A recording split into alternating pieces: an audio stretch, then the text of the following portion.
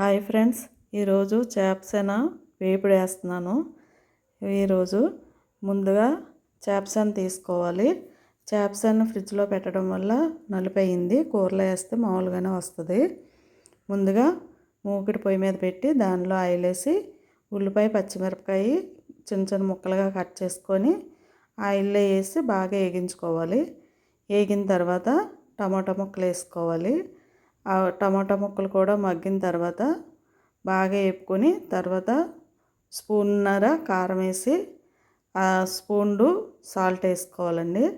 వేసుకొని ఒక స్పూన్ మసాలా వేసుకొని బాగా వేగనివ్వాలి.